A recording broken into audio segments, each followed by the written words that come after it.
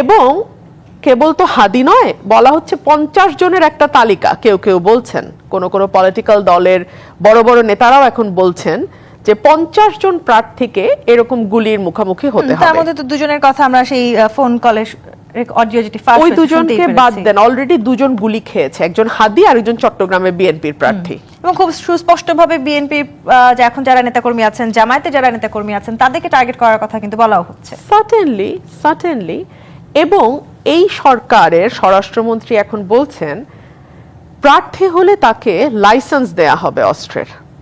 মানে আমরা এখন আমাদের প্রাইভেট বাহিনী নিয়ে ঘুরবো, দেশের সরকার মানে রাষ্ট্রীয় আইন শৃঙ্খলা বাহিনী বলতে যেটা বোঝায় সেটা ফেল করেছে। বিকজ ওনার এই কথার অর্থ এটাই দাঁড়ায়, আমি আমার প্রাইভেট নিরাপত্তা বাহিনী নিয়ে ঘুরবো, আদিব ইলেকশন করবে, সে তার প্রাইভেট নিরাপত্তা নিয়ে ঘুরবে, আরো যা যা ইলেকশন করবে তারা তাদের প্রাইভেট নিরাপত্তা নিয়ে ঘুরবে। আদারওয়াইজ তো এই দেশে নিরাপত্তা কে কাটটা দেবে? আপনি যখন স্বরাষ্ট্র উপদেষ্টাকে নিরাপত্তা নিয়ে প্রশ্ন করেন তখন উনি পেঁয়াজের দাম নিয়ে জবাব দেয়। দেখুন সরকারের সদিচ্ছার ঘাটতিটা কোথায় আমি আপনাকে দেখাই। Devil hunt operation 1, operation 2, phase 1, phase 2 এক পাশে সরিয়ে রাখি। এই যে আমরা রাজনৈতিক দলের কর্মীরা মানে রিলেন্টলেসলি বলে যাচ্ছি যে স্বরাষ্ট্র উপদেষ্টা পারছেন না, হয় তিনি ইনকম্পিটেন্ট, নয় তিনি আগ্রহী নন, অথবা তিনি চাইলেও পারছেন না, what ever be the case, বিষয় হচ্ছে ওনাকে দিয়ে কাজটা হচ্ছে না। কিন্তু আপনি দেখেন আমাদের প্রধান উপদেষ্টা তিনি তার মন্ত্রণালয়টা পর্যন্ত বদলাতে আগ্রহী নন।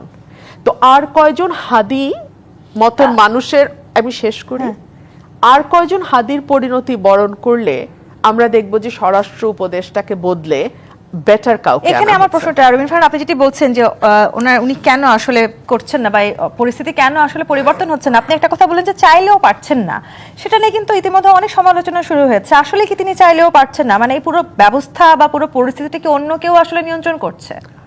আপনি যদি পরীক্ষার আগের রাতে সব বই নিয়ে বসেন আপনাকে দিয়ে পাস হবে না, ঠিক আছে? এটা হচ্ছে একদম বেসিক।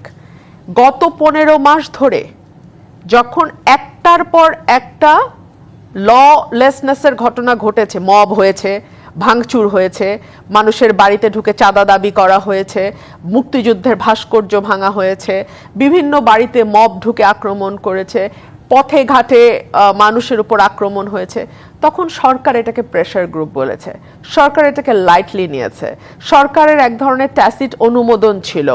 এবং মাঠে যারা আইন শৃঙ্খলা রক্ষার দায়িত্বে আছেন তারাও মনে করেছেন সরকার তো এগুলো নিয়ে খুব একটা বদার্ড না, সরকার তো এগুলো নিয়ে খুব একটা চিন্তিত না, সো আমি কেন আমার জীবন ঝুঁকি রেখে এই বেতনের চাকরি বজায় রাখার জন্য আমি কেন হাঙ্গামার মধ্যে ঢুকবো? সে কারণে আপনি অনেক সময় দেখবেন পুলিশ হয়তো আশেপাশেই আছে কিন্তু তারা ঘটনাস্থলে পড়ে যাচ্ছে, কিংবা আপনি লক্ষ্য করবেন যে পুলিশ ঘটনাস্থলে যাচ্ছেই না।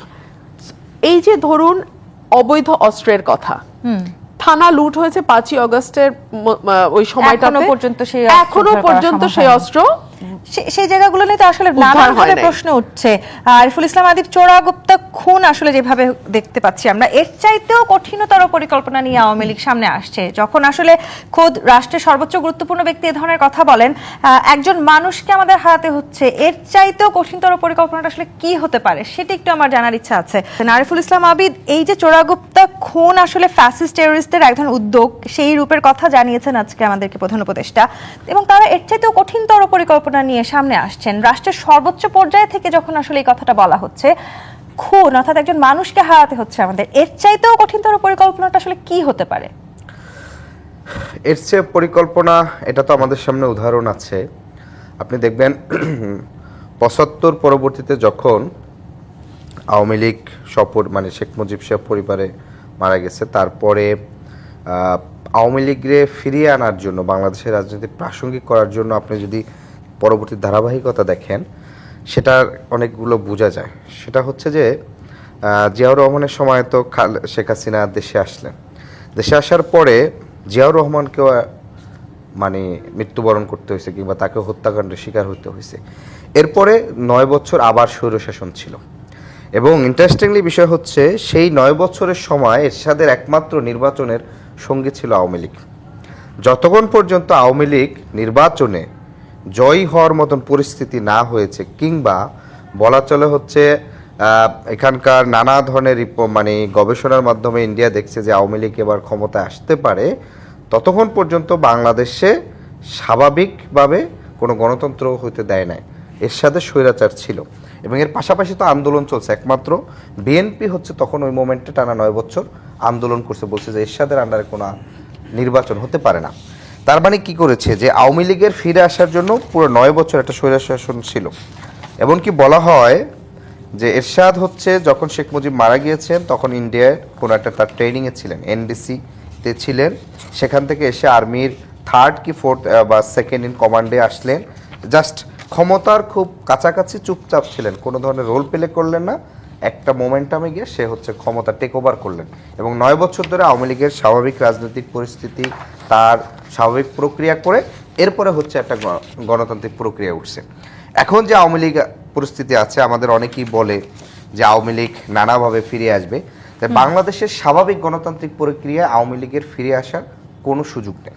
এটা অনেক উদাহরণ দিবে যে জামাত নিষিদ্ধ করছে, জামাত অনেক শক্তিশালী হয়েছে। জামাতের সাথে আওয়ামী লীগের রাজনীতির আকাশ পাতাল ডিফারেন্স, এটার সাথে এটার কোনো মূল জিনিসটা করবে যেটা যে বাংলাদেশে একটা পুরো অস্থিতিশীল করবে, এখানে একটা গৃহযুদ্ধের মতন পরিস্থিতি করবে। আপনি দেখেন হাদি গুলিবিদ্ধ হওয়ার পরবর্তী 1 ঘন্টার ভিতরে রাজনৈতিক দলগুলো পরস্পর বিরোধী অবস্থা নিয়ে নিয়েছে। মির্জা আব্বাস ভাইকে জড়িয়ে হচ্ছে বক্তব্য চলে আসছে এবং মির্জা আব্বাস ভাইয়ের ছেলেপেলে যদি ওই মোমেন্টে কোনো একটা পরিস্থিতি তৈরি করতো, তাহলে জিনিসটা হয়তো কি যে ইয়াং জেনারেশনের সাথে একটা পুরো মুখোমুখি অবস্থান তৈরি হয়ে যেত এবং এইটার পরিস্থিতি কোথায় গিয়ে ঠেকতো এটা কিন্তু বলা যায় না। ফলে এইরকম যদি খুন আরও কন্টিনিউয়াসলি হয়ে থাকে, যেমন ধরেন হাদি খুন হয়েছে, এখনই অনেক প্রার্থীরা তার এলাকায় গিয়ে নির্বাচনী করতে সাহস পাচ্ছে না। আরও একজন যদি বিএনপির প্রার্থী কোনো কারণে যদি মানে টার্গেট করে খুন করে, জামাতের একজনের করে, বেশি না আপনি এই 2 এনসিপি 3-4 জন যদি নিরাপত্তার কারণে প্রার্থীতাও প্রত্যাহার করছেন অনেক রাজনৈতিক দলের নেতা কর্মীরা। প্রত্যাহার করতে পারে, কিন্তু যেটা করবে যে পুরো রাষ্ট্রকে বিকল করে এবং একটি সামরিক শাসন আনা যায় কিনা, না সামরিক শাসন আনা যায় কিনা সেটার একটা প্রক্রিয়া। কিন্তু এই যে প্রক্রিয়ার কথা আপনি বলছেন বা রাষ্ট্র বিকল করা তাদের যে অপচেষ্টা, সেই কথাটা যখন আপনি এখানে বসে বলছেন, এটি তো আসলে আরো অনেক আগে রাষ্ট্রের যারা নিরাপত্তা নিশ্চিত করছেন তাদের মাথায় আসার কথা ছিল। ফারহানা, আসবো আপনার কাছে, একটু রুমিনা আপনার কাছে আসতে চাই। যারা আসলে এই সময়টাতে বা এখন সামনে নির্বাচন ঘিরে তো আসলে আমরা অনেক বেশি চিন্তিত, বা সামনে নির্বাচন এই ইতিহাসের সর্বশ্রেষ্ঠ নির্বাচন হতে যাচ্ছে, নিরাপত্তাটা তাহলে এখনো পর্যন্ত নিশ্চিত করা গেল না কেন? এক হচ্ছে সরকারের সদিচ্ছা নাই, একদম ফুল স্টপ। সরকার চায়নি, সরকার বিষয়টিকে গুরুত্ব দেয়নি শুরু থেকে। 2 হচ্ছে সরকারের সেই সক্ষমতা নাই। একটা সরকার যখন চলে তখন তো একক হাতে সেটা সম্ভব না, অনেকগুলো হ্যান্ডস মিলে একটা সরকার তৈরি হয়। পুলিশ আছে, প্রশাসন আছে।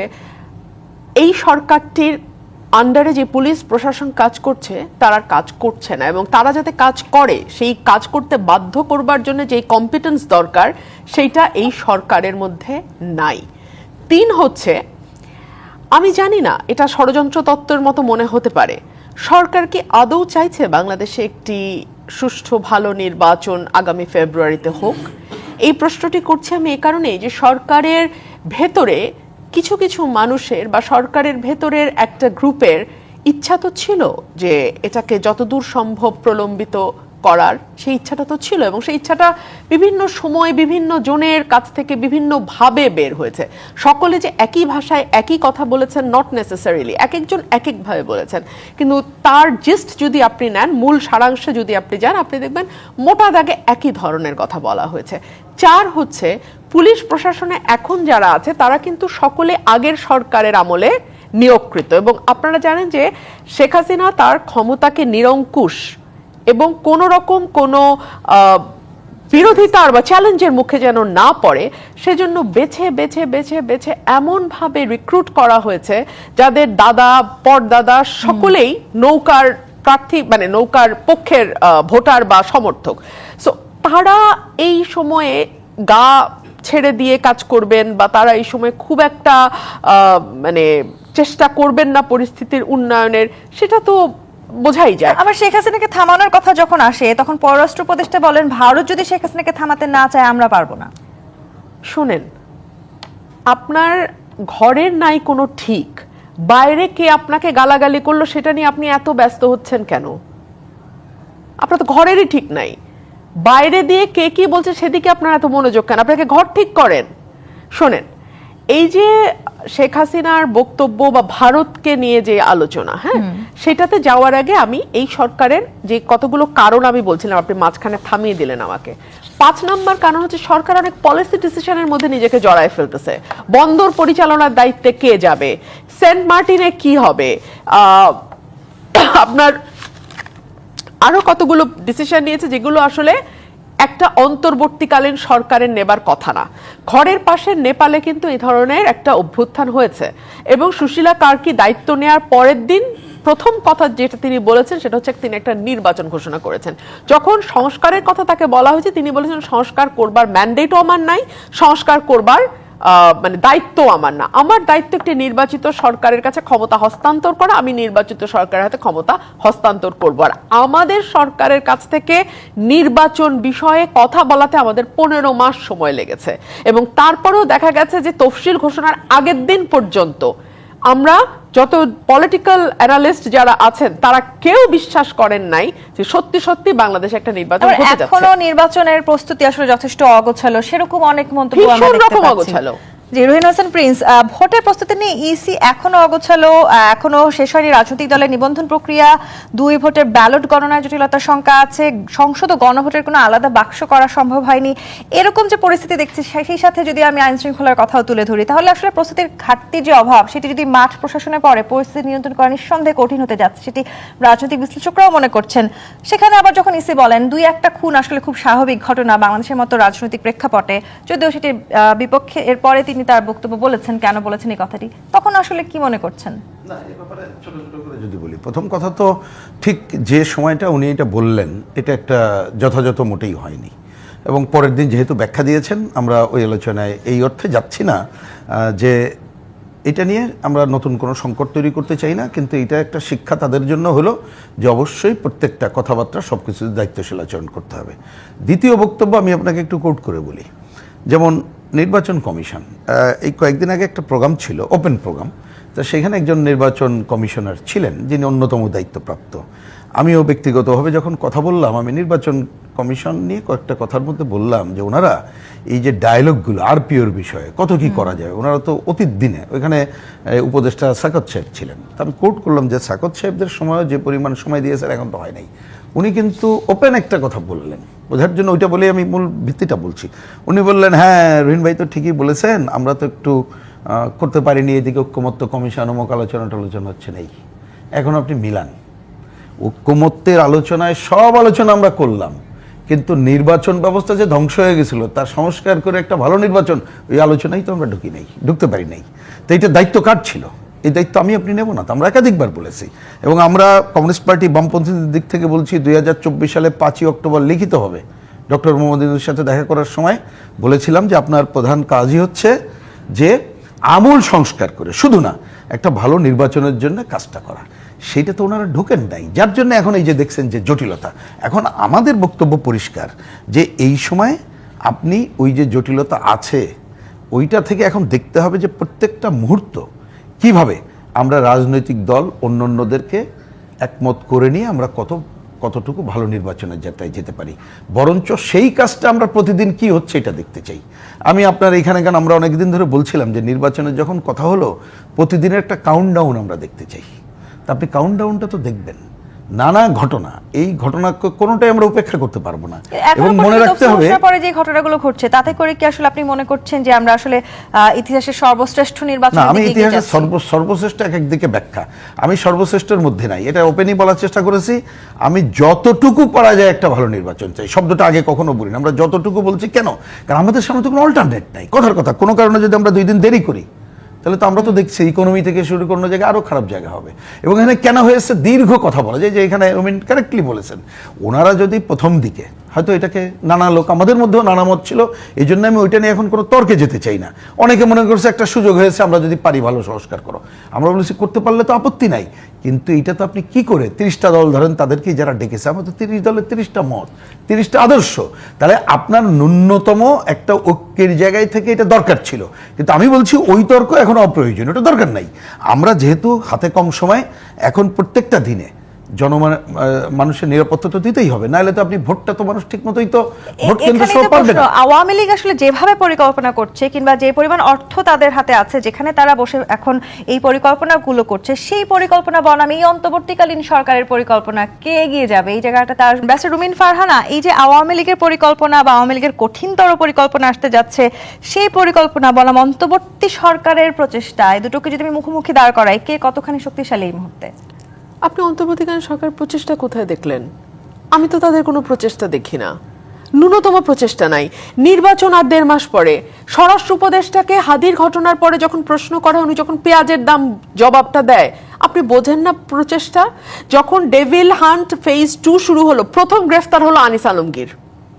আপনি আমার একটু বলেন না, আমি তো বুঝি না আসলে এই সরকারকে, আমি বুঝি না। আপনারা যদি বুঝেন তাহলে আমাকে একটু বুঝায় বলেন, আমি বুঝি না।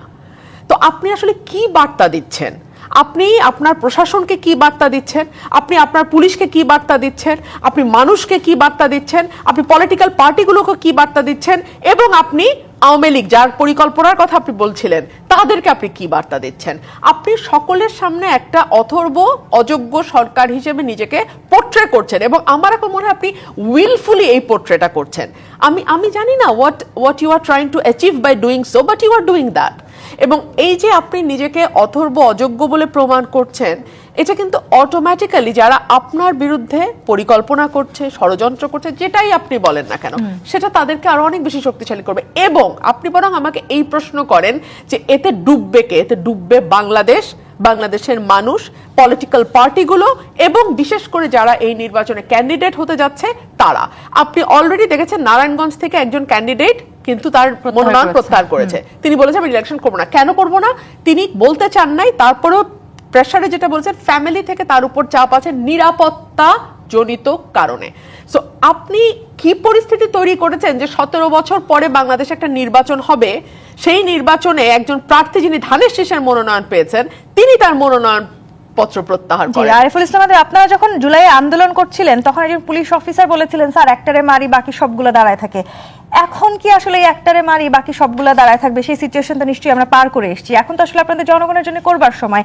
এনসিপির এই নেতাদেরকে যখন এই টার্গেট কিলিং এর সবচেয়ে উপরের লিস্টে রাখা হয়, তখন আসলে এখন আপনাদের দলের পক্ষ থেকে কি বলা আছে এই সরকারের কাছে? না, দেখেন, এখানে পুরো বিষয় যেটা হচ্ছে যে সরকারের কাছে তো কিছু বলার নাই, এনসিপির বলার আছে জনগণের কাছে, যেটা আমরা জনগণকে বলেছি।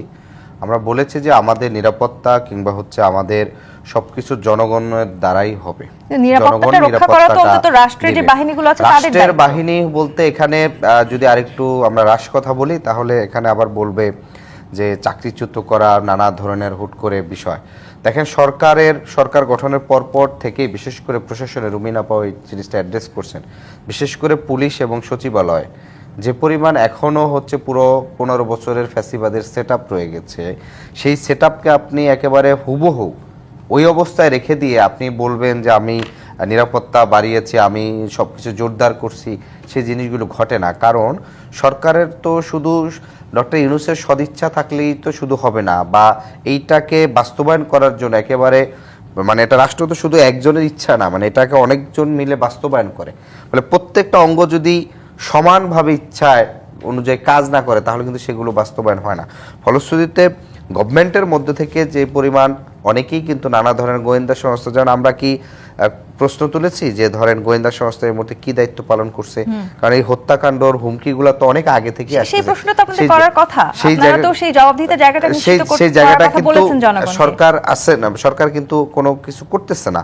ফলে এই জায়গাগুলো কিন্তু জবাবদিহিতার ভিতরে নিয়ে আসতে হবে, যে সরকারের গোয়েন্দা সংস্থা কি করছে, সরকারের নিরাপত্তা যে দায়িত্ব আছে তারা কিভাবে কি করছে, এই পুরো জায়গাটি। আরেকটা বিষয় হচ্ছে যে হাদিকে মেরে ফেলা, এটা জাস্ট হচ্ছে নট এ হাদি বা শুধুমাত্র নির্বাচনে একজন প্রার্থী না, এটা হচ্ছে পুরো বাংলাদেশের পরবর্তী জেনারেশনকে নিয়ে একটা দীর্ঘমেয়াদী পরিকল্পনার অংশ আওয়ামী লীগ।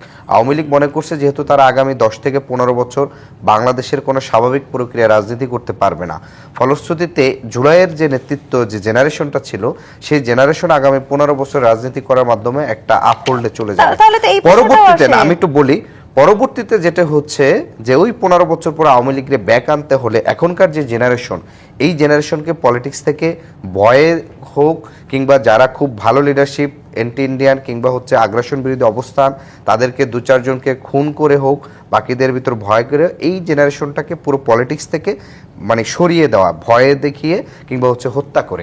ফলশ্রুতিতে এইটার জন্য আমরা অনেক আগে থেকে আমরা মানসিকভাবে প্রস্তুত, যে আমরা মনে করি যে যে কোনো সময় এই জিনিসগুলো এই যে আসলে পুরো একটা জেনারেশনকে তারা আসলে সরিয়ে ফেলার চেষ্টা করছে। রুহিন হোসেন প্রিন্স, সরকারের উদ্যোগগুলো আসলে কি বার্তা দিচ্ছে সেটা নিয়ে যেমন প্রশ্ন আছে, তেমনি আসলে আওয়ামী লীগ যে নানানবিধ চেষ্টা করবে সেটি তো আসলে খুব একটা গোপনীয়তার সাথে কেউ যে বলছেন না।